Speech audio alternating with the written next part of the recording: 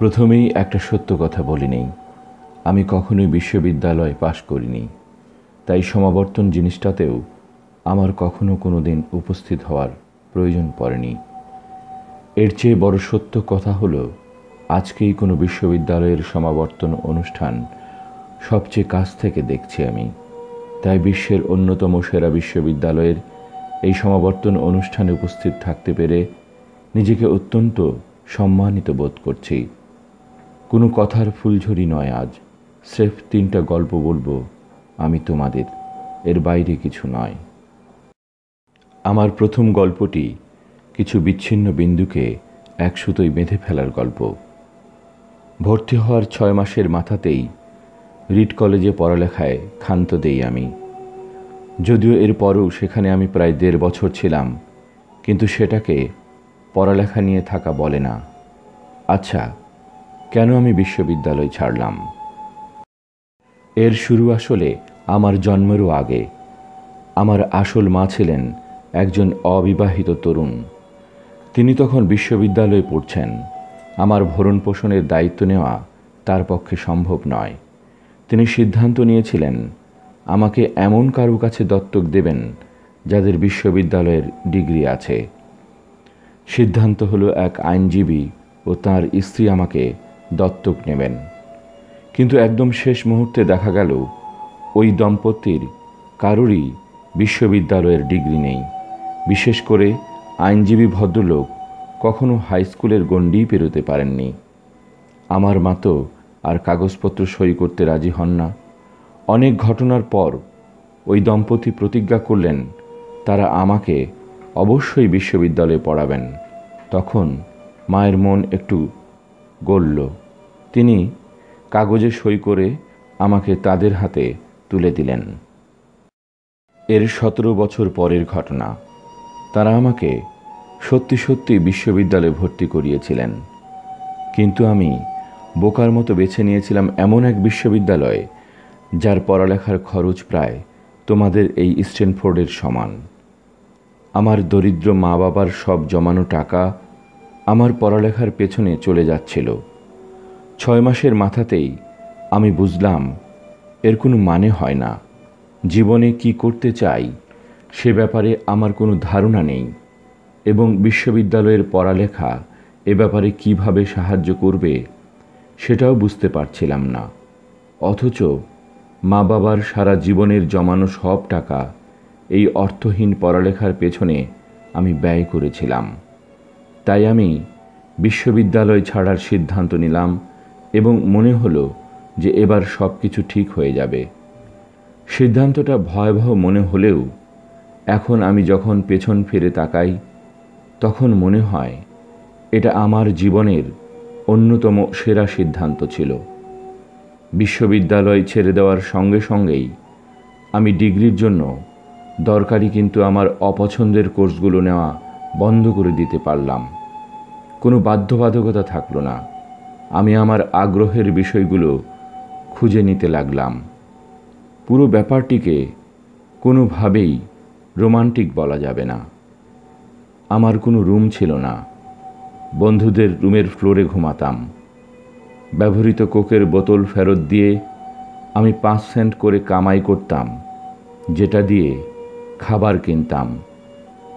প্রতি রোববার রাতে আমি 7 মাইল হেঁটে হরেকৃষ্ণ মন্দিরে যেতাম, শুধু একবেলা ভালো খাবার খাওয়ার জন্য।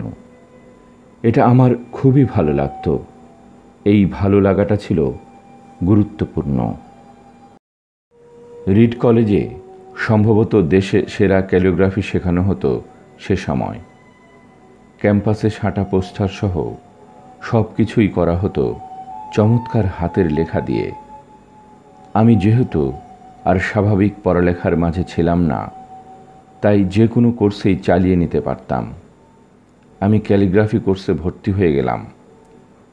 সেরিফ ও সেন্ট সেরিফের বিভিন্ন অক্ষরের মধ্যে স্পেস কমানো বাড়ানো শিখলাম।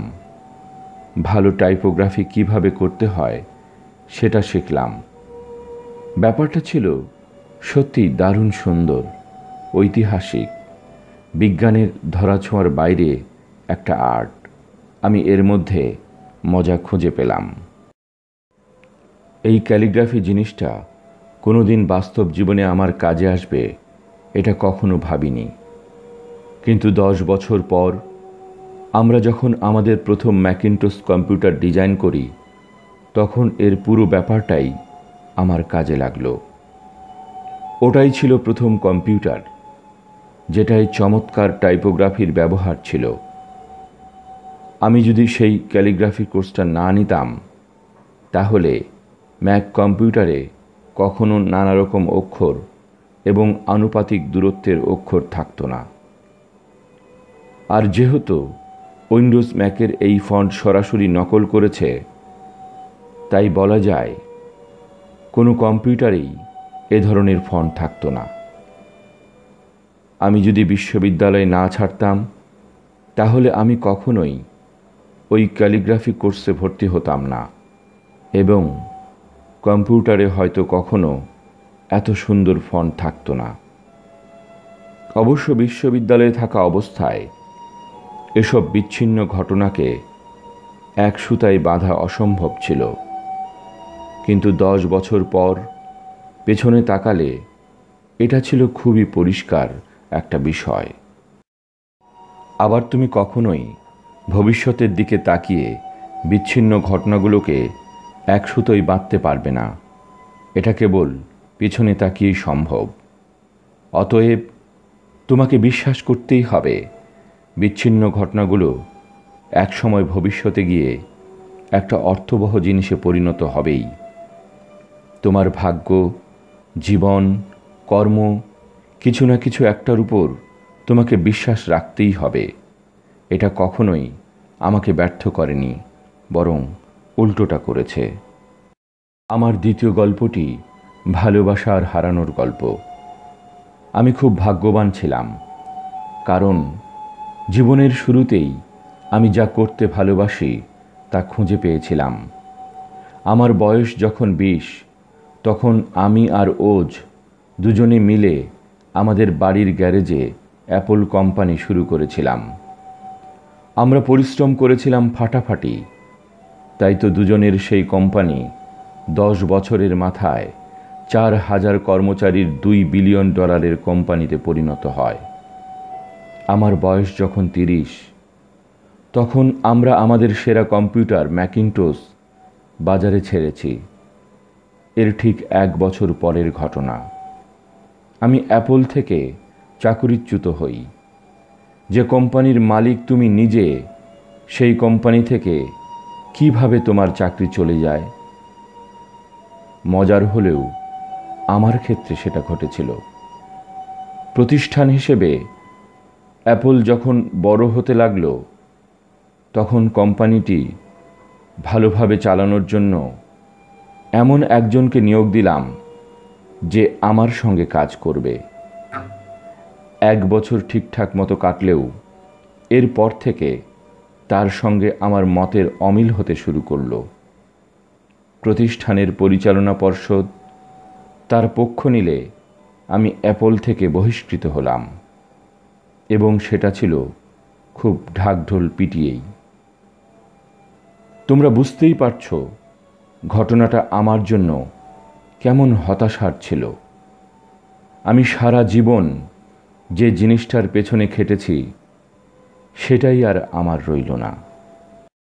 সত্যিই এর পরের কয়েক মাস আমি দিশেহারা অবস্থায় ছিলাম। আমি ডেভিড প্যাকার্ড ও বব নয়েসের সঙ্গে দেখা করে পুরো ব্যাপারটার জন্য ক্ষমা চাইলাম। আমাকে তখন সবাই চিনত, তাই এই চাপ আমি আর নিতে পারছিলাম না। মনে হতো ভ্যালি ছেড়ে পালিয়ে যাই। কিন্তু সেই সঙ্গে আরেকটা জিনিস আমি বুঝতে পারলাম, আমি যা করছিলাম সেটাই আমি সবচেয়ে বেশি ভালোবাসি। চাকরিচ্যুতির কারণে কাজের প্রতি আমার ভালোবাসা এক বিন্দু কমেনি। তাই আমি আবার একেবারে গোড়া থেকে শুরু করার সিদ্ধান্ত নিলাম। প্রথমে মনে না হলেও পরে আবিষ্কার করলাম, অ্যাপল থেকে চাকরিচ্যুতিটা ছিল আমার জীবনের সবচেয়ে ভালো ঘটনা। আমি অনেকটা নির্ভয় হয়ে গেলাম। কোনো চাপ নেই। সফল হওয়ার জন্য বাড়াবাড়ি রকমের কৌশল নিয়ে ভাবার অবকাশ নেই। আমি প্রবেশ করলাম আমার জীবনের সবচেয়ে সৃজনশীল অংশে। পরবর্তী 5 বছরে নেক্সট ও পিকজারের নামের দুটো কোম্পানি শুরু করি আমি, আর প্রেমে পড়ি এক অসাধারণ মেয়ের, যাকে পরে বিয়ে করি। পিকজার থেকে আমরা পৃথিবীর প্রথম কম্পিউটার অ্যানিমেশন ছবি টয় স্টোরি তৈরি করি, আর এখন তো পিকজারকে সবাই চেনে, পৃথিবীর সবচেয়ে সফল অ্যানিমেশন স্টুডিও। এরপর ঘটে কিছু চমৎকার ঘটনা। অ্যাপল নেক্সটকে কিনে নেয় এবং আমি অ্যাপলে ফিরে আসি, আর লরেনের সঙ্গে চলতে থাকে আমার চমৎকার সংসার জীবন। আমি মোটামুটি নিশ্চিত এগুলোর কিছুই ঘটতো না যদি না অ্যাপল থেকে আমি চাকরিচ্যুত হতাম। এটা ছিল খুব বাজে তেতো একটা ওষুধ আমার জন্য, কিন্তু দরকারি। কখনো কখনো জীবন তোমাকে ইটপাটকেল মারবে, কিন্তু বিশ্বাস হারিও না। আমি নিশ্চিত যে জিনিসটা আমাকে সামনে এগিয়ে নিয়ে গিয়েছিল সেটা হচ্ছে আমি যে কাজটি করছিলাম সেটাকে আমি অনেক ভালোবাসতাম। তোমাকে অবশ্যই তোমার ভালোবাসার কাজটি খুঁজে পেতে হবে, ঠিক যেভাবে তুমি তোমার ভালোবাসার মানুষটিকে খুঁজে বের করো। তোমার জীবনের একটা বিরাট অংশ জুড়ে থাকবে তোমার কাজ। তাই জীবন নিয়ে সত্যিকারের সন্তুষ্ট হওয়ার একমাত্র উপায় হচ্ছে এমন কাজ করা যে কাজ সম্পর্কে তোমার ধারণা এটা একটা অসাধারণ কাজ। আর কোনো কাজ তখনই অসাধারণ মনে হবে যখন তুমি তোমার কাজটিকে ভালোবাসবে। যদি এখনও তোমার ভালোবাসার কাজ খুঁজে না পাও, তাহলে খুঁজতে থাকো। অন্য কোথাও স্থায়ী হয়ে যেও না। তোমার মনই তোমাকে বলে দেবে যখন তুমি তোমার ভালোবাসার কাজটি খুঁজে পাবে। যে কোনো ভালো সম্পর্কের মতোই তোমার কাজটি যতই তুমি করতে থাকবে, সময় যাবে ততই ভালো লাগবে। সুতরাং খুঁজতে থাকো যতক্ষণ না ভালোবাসার কাজটি পাচ্ছ। অন্য কোনোখানে নিজেকে স্থায়ী করে ফেলো না। আমার শেষ গল্পটির বিষয় মৃত্যু। আমার বয়স যখন 17 ছিল, তখন আমি একটা উদ্ধৃতি পড়েছিলাম, তুমি যদি প্রতিটি দিনকেই তোমার জীবনের শেষ দিন ভাবো, তাহলে একদিন তুমি সত্যি সত্যি সঠিক হবে। এ কথাটা আমার মনে গভীরভাবে রেখাপাত করেছিল, এবং সেই থেকে গত 33 বছর আমি প্রতিদিন সকালে আয়নার সামনে দাঁড়িয়ে নিজেকে জিজ্ঞেস করি, আজ যদি আমার জীবনের শেষ দিন হতো, তাহলে আমি কি যা যা করতে যাচ্ছি আজ তাই করতাম, নাকি অন্য কিছু করতাম? যখনই এ প্রশ্নের উত্তর একসঙ্গে কয়েকদিন না হতো, আমি বুঝতাম আমার কিছু একটা পরিবর্তন করতে হবে। পৃথিবী ছেড়ে আমাকে একদিন চলে যেতে হবে, এই জিনিসটা মাথায় রাখার ব্যাপারটাই জীবনে আমাকে বড় বড় সব সিদ্ধান্ত নিতে সবচেয়ে বেশি সাহায্য করেছে। কারণ প্রায় সব কিছুই যেমন সব অতি প্রত্যাশা, সব গর্ব, সব লাজ লজ্জা আর ব্যর্থতার গ্লানি মৃত্যুর মুখে হঠাৎ করে সব নেই হয়ে যায়। টিকে থাকে শুধু সেটাই যা সত্যিই গুরুত্বপূর্ণ। তোমার কিছু হারানোর আছে, আমার জানা মতে এ চিন্তা দূর করার সবচেয়ে সহজ উপায় হচ্ছে সব সময় মনে রাখা যে একদিন তুমি মরে যাবে। তুমি খোলা বইয়ের মতো উন্মুক্ত হয়েই আছো, তাহলে কেন তুমি সেই পথে যাবে না যে পথে তোমার মন যেতে বলছে তোমাকে? প্রায় 1 বছর আগের এক সকালে আমার ক্যান্সার ধরা পড়ে। ডাক্তারদের ভাষ্য মতে এর থেকে মুক্তির কোনো উপায় নেই আমার। প্রায় নিশ্চিতভাবে অনারোগ্য এই ক্যান্সারের কারণে তারা আমার আয়ু বেঁধে দিলেন 3 থেকে 6 মাস। উপদেশ দিলেন বাসায় ফিরে যেতে, যেটার সোজাসাপটা মানে দাঁড়ায় বাসায় গিয়ে মৃত্যুর জন্য প্রস্তুত হও। এমনভাবে জিনিসটাকে ম্যানেজ করো যাতে পরিবারের সবার জন্য বিষয়টা যথাসম্ভব কম বেদনাদায়ক হয়। সারাদিন পর সন্ধ্যায় আমার একটা বায়োপসি হলো। তারা আমাকে গলার ভেতর দিয়ে একটা এন্ডোস্কোপ নামিয়ে দিয়ে পেটের ভেতর দিয়ে গিয়ে টিউমার থেকে সুই দিয়ে কিছু কোষ নিয়ে এলেন। আমাকে অজ্ঞান করে রেখেছিলেন, তাই কিছুই দেখিনি। কিন্তু আমার স্ত্রী পরে আমাকে বলেছিল, চিকিৎসকেরা যখন এন্ডোস্কোপি থেকে পাওয়া কোষগুলো মাইক্রোস্কোপের নিচে রেখে পরীক্ষা করা শুরু করলেন, তখন তারা কাঁদতে শুরু করেছিলেন। কারণ আমার ক্যান্সার এখন যে অবস্থায় আছে তা সার্জারির মাধ্যমে চিকিৎসা সম্ভব। আমার সেই সার্জারি হয়েছিল এবং দেখতে পাচ্ছ এখন আমি সুস্থ। কেউই মরতে চায় না, এমনকি যারা স্বর্গে যেতে চায় তারাও সেখানে যাওয়ার জন্য তাড়াতাড়ি মরতে চায় না। কিন্তু মৃত্যুই আমাদের গন্তব্য। এখন পর্যন্ত কেউ এটা থেকে বাঁচতে পারেনি, এমনই তো হওয়ার কথা। কারণ মৃত্যুই সম্ভবত জীবনের অন্যতম প্রধান আবিষ্কার। এটা জীবনের পরিবর্তনের এজেন্ট। মৃত্যু পুরনোকে ঝেড়ে ফেলে, নতুন শিশুর জন্য জায়গা করে দেয়। এই মুহূর্তে তোমরা হচ্ছ নতুন, কিন্তু খুব বেশি দিন দূরে নয় যেদিন তোমরা পুরনো হয়ে যাবে এবং তোমাদের ঝেড়ে ফেলে দেওয়া হবে। আমার অতি নাটুকেপনার জন্য দুঃখিত, কিন্তু এটাই আসল সত্য। তোমাদের সময় সীমিত, কাজেই কোনো মতবাদের ফাঁদে পড়ে, অর্থাৎ অন্য কারো চিন্তাভাবনার ফাঁদে পড়ে অন্য কারো জীবন যাপন করে নিজের সময় নষ্ট করো না। যাদের মতবাদে তুমি নিজের জীবন চালাতে চাচ্ছ তারা কিন্তু অন্যের মতবাদে চলেনি, নিজের মতবাদেই চলেছে। তোমার নিজের ভেতরের কণ্ঠকে অন্যদের শেকলে শৃঙ্খলিত করো না। আর সবচেয়ে গুরুত্বপূর্ণ কথা হলো, নিজের মন আর ইনটিউশনের মাধ্যমে নিজেকে চালানোর সাহস রাখবে। ওরা যেভাবেই হোক এরই মধ্যে জেনে ফেলেছে তুমি আসলে কি হতে চাও।